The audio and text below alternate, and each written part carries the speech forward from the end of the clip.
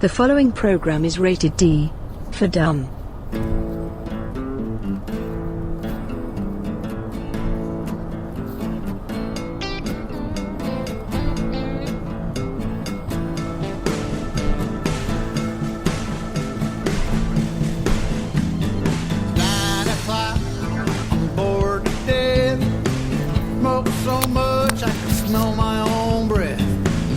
Baby left me, my best friend's not at home. Can't get that woman off my mind. I've never been the brooding kind, but there's still one thing makes me come alive. Yeah, I'm gone for a drive. The following podcast is rated D for dumb.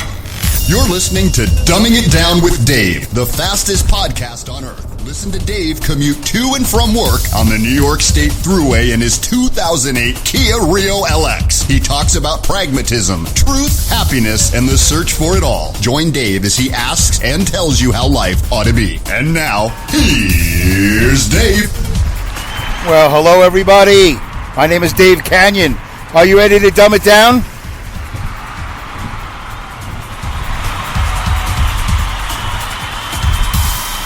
All right, well, you came to the right place, and hopefully you have the right host of the show. My name is Dave Canyon. I like to consider myself the pragmatic podcaster. I like to consider myself that, and I do. Nobody else does, but I do. And you are listening to probably the most pragmatic podcast, if not the fastest podcast on earth, definitely the most pragmatic. And as I record this on my iPhone 6S, here we are. I think we're in our second year. For those of you who are faithful listeners at the beginning, you know I went through like a phone every month or two. I was always breaking a phone.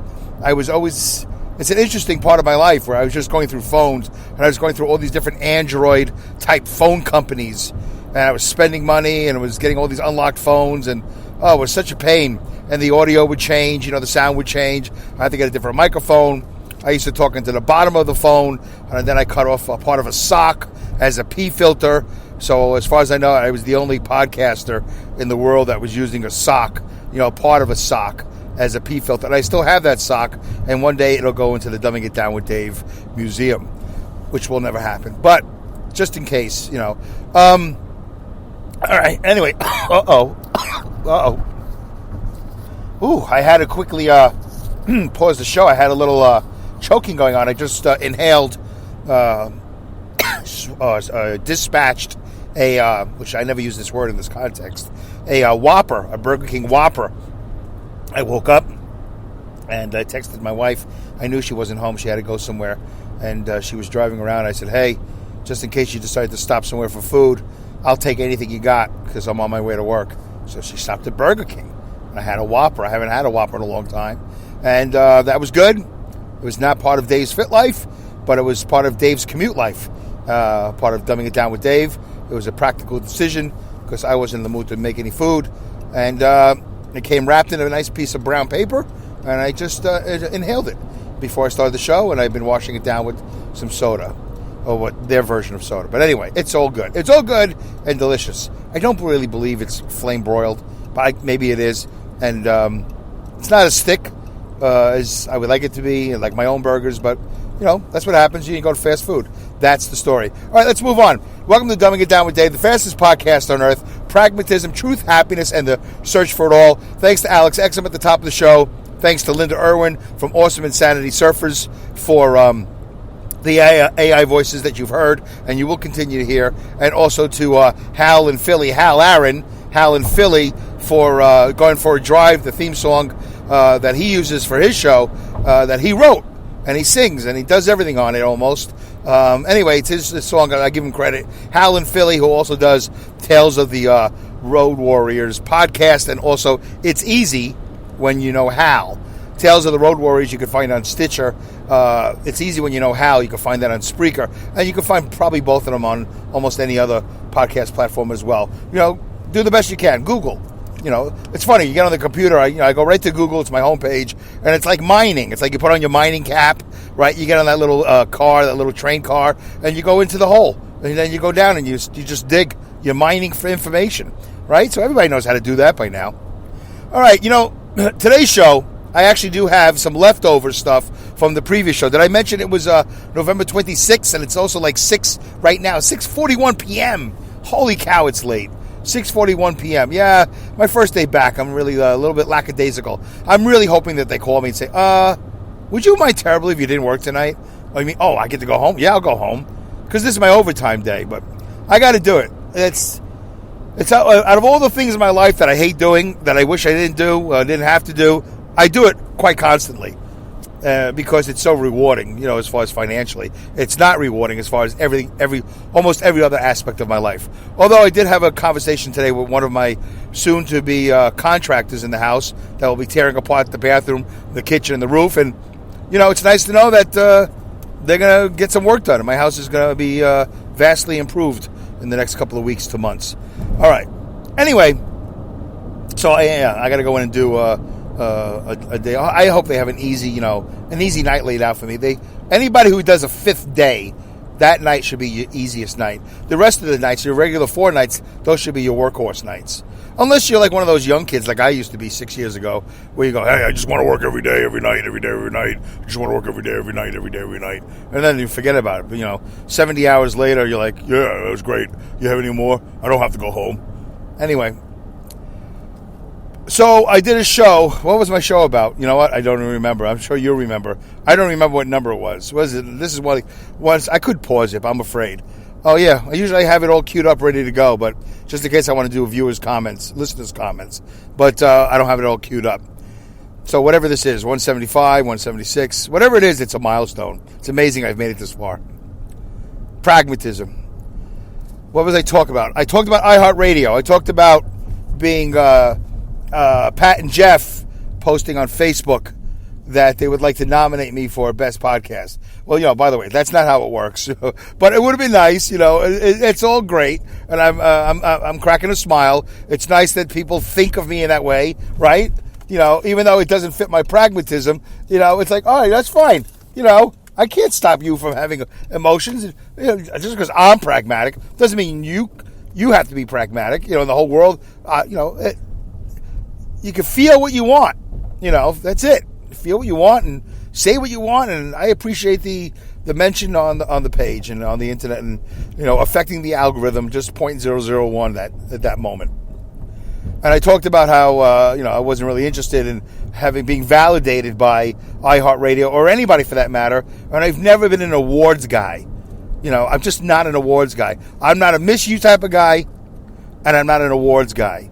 And if it wasn't for my wife, I wouldn't be a love you type of guy. But, you can't end a phone call with bye. Anybody remember those days? Bye. No, you can't do bye. It turned into love you, bye. And then it became one word. Is that not in the Oxford Dictionary as a word? Love you, bye. One word. Love you, bye. You can't hang up the phone without saying love you. Got to be validated every phone call. Love you. Yeah, that was a big fight about 30 some odd years ago. How come you don't say love you? What? I don't know. We're on the phone. You don't love me on the phone? I don't know. I'm at work.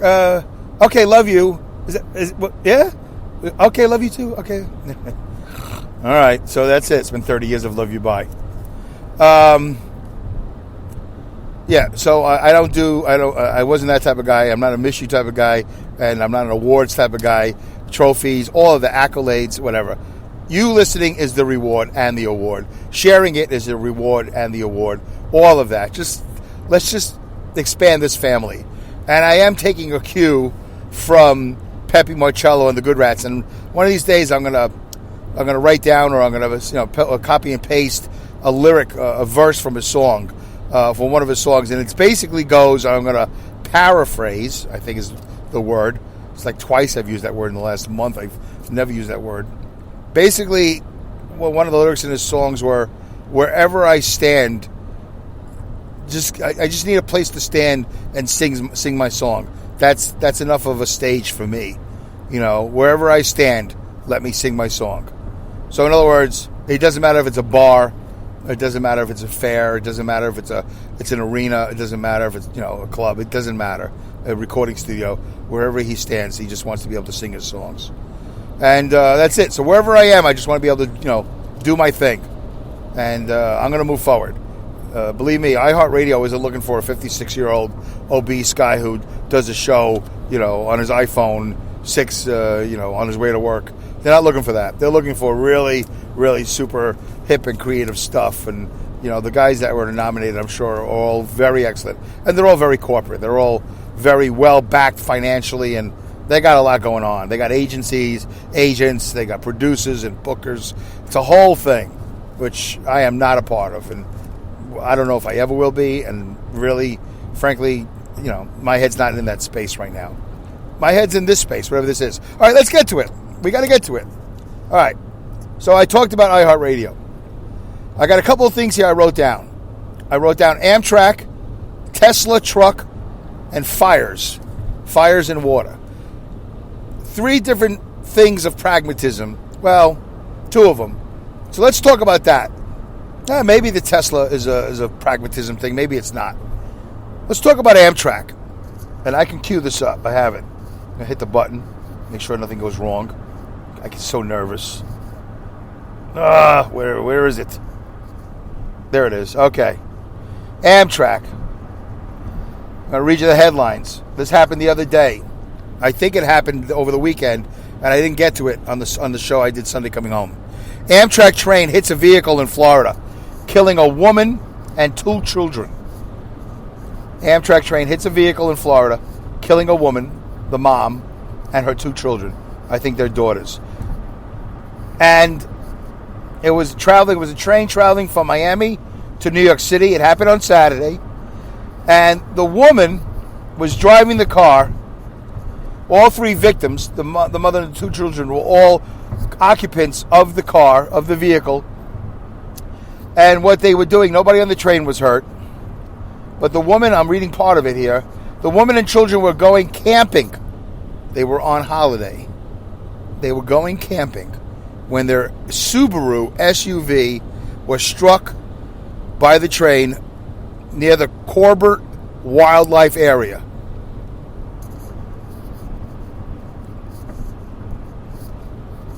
Camping gear and the Subaru's bumpers were strewn along the side of the tracks when first responders showed up. The article goes on and on and on. Crash occurred at 2 p.m., so it had to be fully daylight unless it was raining. There's no report in here about it raining. 2 p.m. Saturday, 38 miles from West Palm Beach. The impact of the train pushed the SUV about half a mile before it came to a stop. So, I don't know about you folks, but I feel like I've been hearing about cars being hit by trains forever. And that's part of my pragmatism, is that my age always comes into play. Being 56 years old. Let me just add one more thing here. The railroad crossing had no gate, and the tracks were about 25 yards from the turn off the highway. So 3 feet make a yard. So it's 75 feet. If you're a 5-footer, that's 15 of you laid down, head to toe. There were 2 railroad markers and a yield sign. But the brush, now here's the kicker. The brush had overgrown to shield them from visibility for drivers entering the Corbett Wildlife Area. That's some serious stuff right there. There's brush, which is the overgrowth, whatever it is that's growing down there in this wildlife area, had overgrown and apparently was blocking the 2 railroad markers.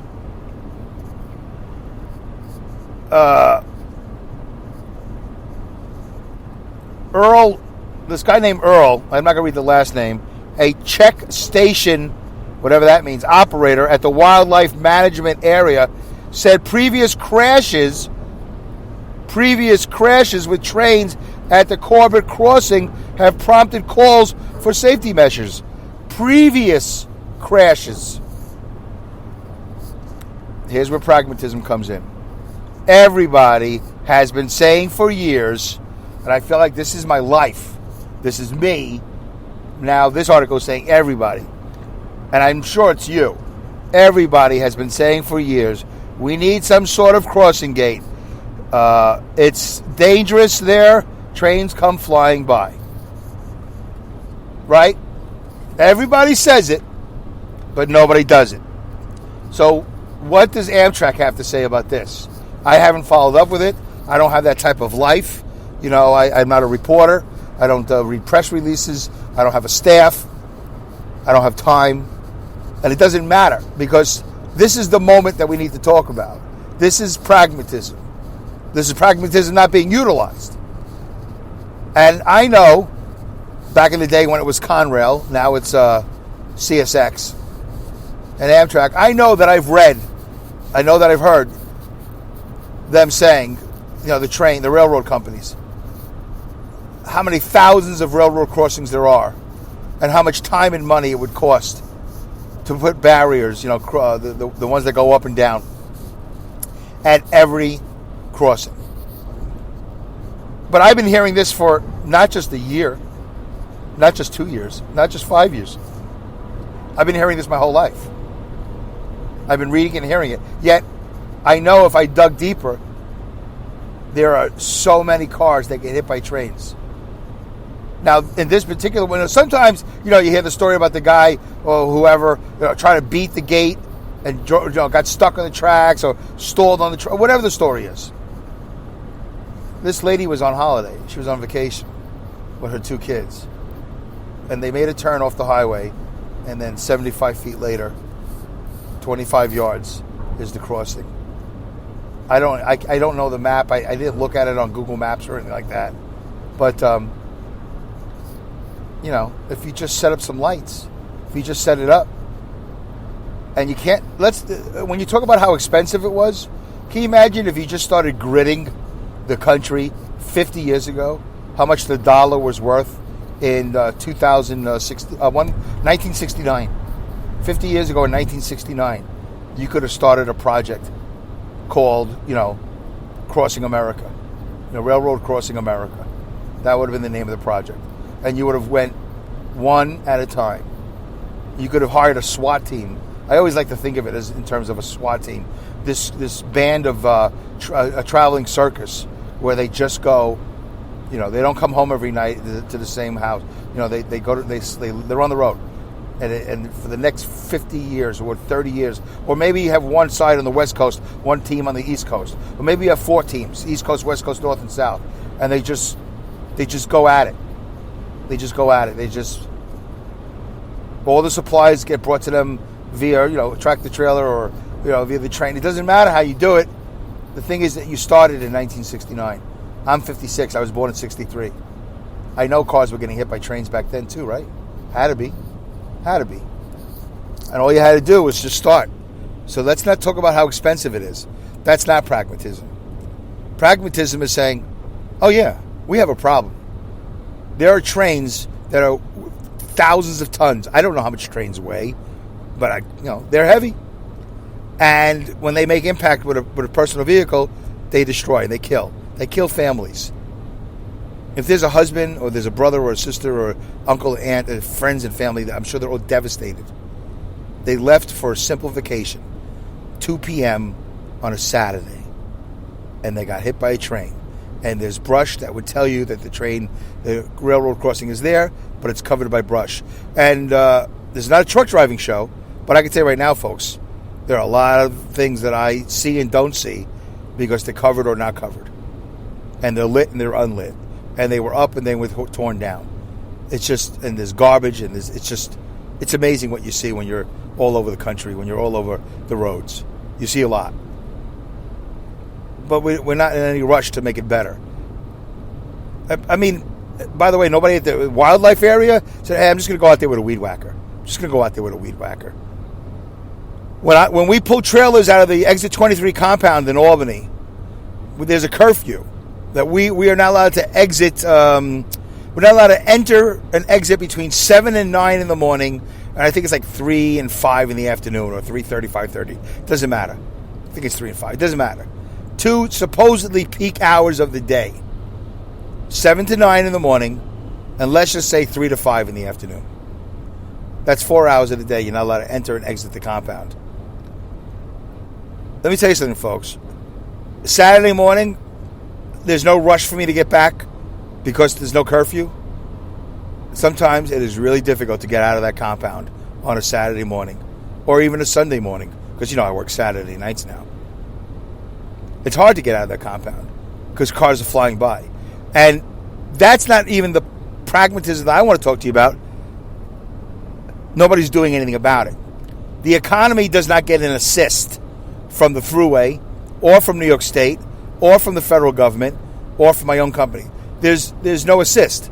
It's like, oh yeah, just, there's a camera watching me. There's a camera. I got to do the right thing. I got to be patient. I got to pick my spot because that's what it's like. It's like playing dodgeball or Ringalivio or whatever. It's like you got to pick your spot. You got, okay. Is there, okay, go. And then you put it in gear. It's already in gear. And then you let go of the clutch and you floor it because you got to race the traffic. You got to get out of that compound, or you got to get in the compound. And you just assume that if you see a car down the road and they're coming because there's a hill, these cars are coming over the hill that want to get onto the New York State Thruway. And you just assume that they see you. But one of these days, and I don't know if it's happened yet because I'm not in touch with everything that happens in the world, but one of these days there's going to be a car that's going to come flying over this hill and they're going to just drive right into the side of a tractor trailer. And everybody's going to say, well, there's markers. Yeah, but people who are in cars don't really understand a lot of times what these things say. They're not even paying attention, especially with the newer generation. There should be a lot more lights. Every time I exit and enter that compound, it should be like a circus. Like, oh, everybody hold on, red light. Economy coming through. Oh, there's the economy. There's a worker. There's a guy. This is his office. You're just passengers. It's his office. Yeah, tractor trailers. It's our office. We're the throughways. It'll never happen. That's pragmatism. But Dave, you know how much money? Yeah, I know how much money it cost. Should have started it 50 years ago. Well, I don't know if the throughway was around, but it doesn't matter. You know what I'm saying? These things you can just start early. Just start now. It'll never be as cheap as it is now. Never be as affordable as it is now. Still recording? Thank God. Oh my God, is the show over? 23 minutes. All right. That was a lot of time. Sorry about that.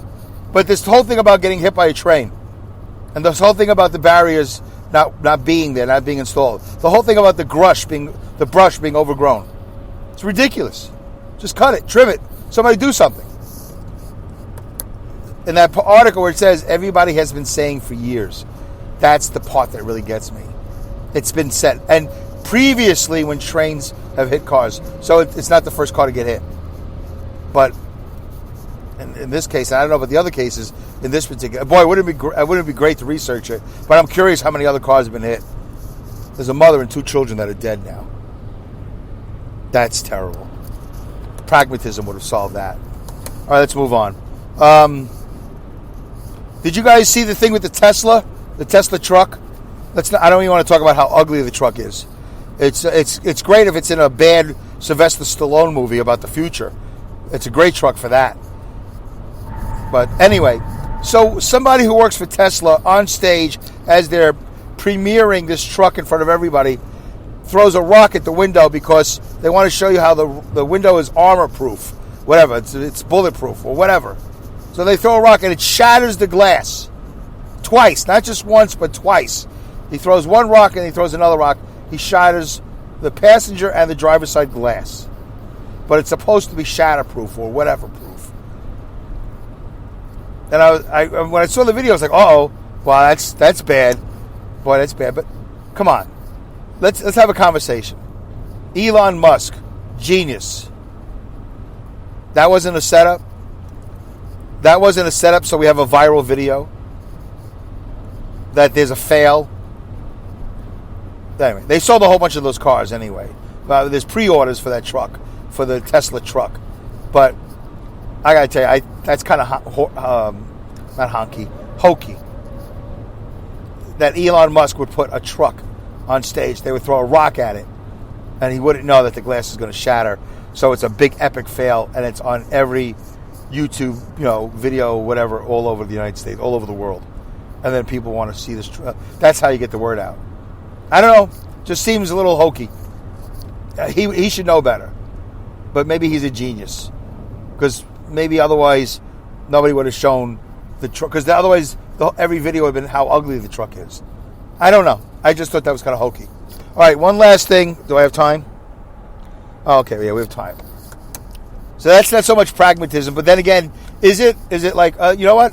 I don't really have the money to take out all these ads. So I'm just going to make a viral video. Which is kind of true. I mean, I don't know if he doesn't have money for the ads. I'm sure he does, but the fact that if I just create a viral video, that'll get me so much publicity. I won't have to pay for an ad. Everybody's watching this video of the windows failing because somebody threw a rock at it. How can you? All right. Anyway, last but not least, so here's a show that I was kind of prepared. Right, I had some bullet points. These fires that are happening again. This is another thing. If you go back 50 years to 1969, you had to know that you were going to have 50 years of forest fires, especially in California. You had to know that. You can't just assume, this is the last fire. Like the fires we had this year and last year, where people are constantly evacuated. Oh, yeah, this story led into something else, by the way. This is two stories in one, maybe. So I'm hearing about these fires in California, but I'm also hearing about how the Ronald Reagan Library didn't get affected because they set it up on a hill and they have these barriers. So any fires that come across would not affect the Ronald Reagan Library, the presidential library. And I got to tell you, I thought to myself, wow, that's nice. Is that nice? That's nice. Oh, that's so nice. Oh, the Ronald Reagan Library is protected. That's nice. Everybody else, F you. You're going down in flames. Ronald Reagan Library, we're going to protect that. Because, 99% of the world, before they die, will go through that library. People love that Ronald Reagan Library. People love presidential libraries. They love it. No, not Six Flags. Wrong. No, not amusement parks. Wrong. Not arcades. Wrong. Not Branson, Missouri. Wrong. Vegas. Wrong. Presidential libraries. That is the number one tourist attraction on AAA magazine. Go to Liberty Travel. They have all these packages. You can take a bus, you can take a train, take an Uber, you can take a jitney. They got guys, these muscle guys, they'll piggyback you and they'll take you to your nearest presidential library. Thank God the Ronald Reagan Library was not affected by these fires. But the thousands and thousands of other people in California, F you. You're going down. You're homeless. Goodbye. You got insurance? I hope so. You paid a lot of money for it, I bet, right? Yeah, don't worry about it. You'll rebuild. It's fun. It's great for the economy. Just keep on having fires and evacuating and interrupting your lives, and then we'll just rebuild. Because, once the fires go through, there's nothing that you can't have another fire, right? Because it burnt everything. Is that how it works? Is that what the plan is in California? Well, everything will eventually get burnt. So, eventually we'll be done. There'll be no more forest fires. I got about a minute left. So I've been hearing about forest fires as long as I've been hearing about trains getting, hitting cars. And I know this sounds crazy, but it's not. Because we can put a pipeline anywhere we want. We can make a pipeline as long as we want. We could transport natural gas. We could transport oil. We could transport propane. Whatever we want. But for some reason, I've always been told there's no money in water. There's no money in water. We can't transport water. We can't line the nation's wild forests with pipes so it sprays water intermittently or whatever to keep everything moist. Yeah, I think we can. Tell that to the people who... I know it's a crazy idea, but tell that to the people who lost their homes and were evacuated. See you next show.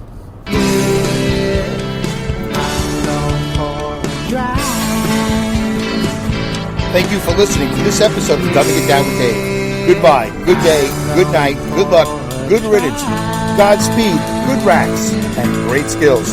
Take care.